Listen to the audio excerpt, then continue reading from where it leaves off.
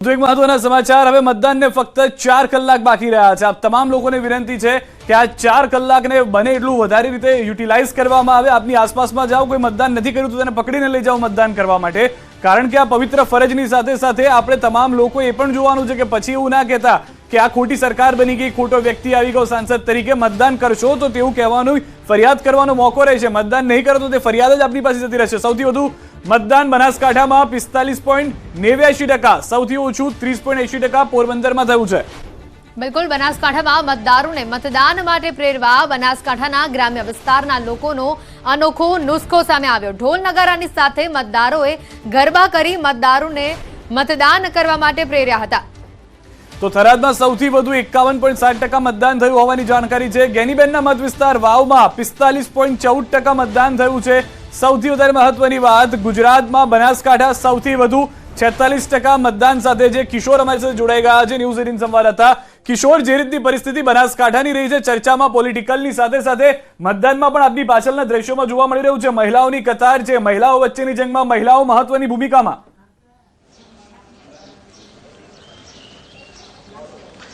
ચોક્કસથી સિદ્ધાર્થ, જે બનાસકાંઠા સીટ જે છે સમગ્ર ગુજરાતમાં હોટ સીટ છે અને બે મહિલાઓને જે ટિકિટ આપવામાં આવી છે, ભાજપ અને કોંગ્રેસ વચ્ચે સીધી ટક્કર છે। અત્યારે બપોરના 2 વાગ્યા પછીનો સમય છે। અનેક મથકો જે છે ગુજરાતના તે ખાલીખમ જોવા મળી રહ્યા છે, પણ આપણે દ્રશ્યો બતાવીશ બનાસકાંઠાના, જે બે મહિલા મતદારો લડી સામે સામે છે ને અત્યારે આપ લાઇનમાં જોઈ શકો છો કે મહિલાઓ લાઇનમાં લાગી છે મતદાન કરવા માટે। અને બનાસકાંઠામાં સૌથી વધુ મતદાન થયું છે। બપોરના 1 વાગ્યા સુધીની જો વાત કરવામાં આવે તો 45%થી પણ વધુ મતદાન થયું છે। અને સૌથી વધુ જે મતદાન છે તે શંકરભાઈના વિધાનસભા વિસ્તાર થરાદમાં થયું છે। થરાદમાં 51% જેટલું મતદાન નોંધાયું છે, જ્યારે સૌથી ઓછું મતદાન પાલનપુરમાં 41% જેટલું મતદાન નોંધાયું છે। આપ જોઈ શકો છો કે અત્યારે જે ગરમીનો જે પારો છે, તે જે ગરમીનો પારો અત્યારે તપ્યો છે અને બહાર નીકળતાની સાથે લૂ લાગી રહી છે, પરંતુ મહિલા મતદારો આપ જોઈ શકો છો કે મોટી લાઇનમાં ઘૂંઘટની સાથે મહિલાઓ અત્યારે મતદાન કરી રહી છે। આમ સિદ્ધાર્થ, વહેલી સવારથી જ બનાસકાંઠાની અંદર મતદાનને લઈને અનેકો ઉત્સાહ જોવા મળી રહ્યો હતો અને બનાસકાંઠામાં અનેક જે મતદારો હતા તે ઢોલ નગારા સાથે પહોંચ્યા હતા। કેટલાક મતદારોને ગરમી લાગતા કેટલાક મતદારો માથા પર ગોદડું ઓઢીને પણ મતદાન મથક સુધી પહોંચી રહ્યા હતા। સિદ્ધાર્થ જી આભાર સમગ્ર માહિતી બદલ કિશોર। તો હાલમાં વધુ એક જાણકારી પણ મળી રહી છે ભરૂચથી હેતવી।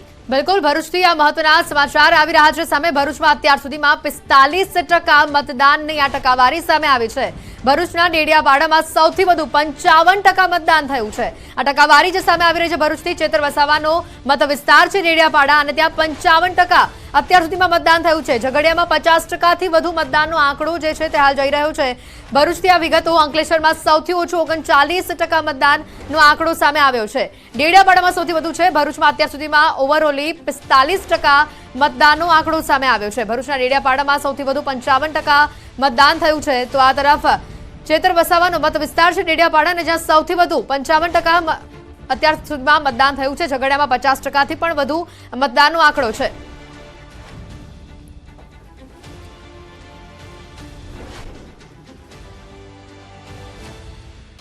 તો હાલ આ ચર્ચામાં રોકાઈશું એક બ્રેક માટે। આપ ક્યાંય ના જતા, જોતા રહો ન્યૂઝ 18।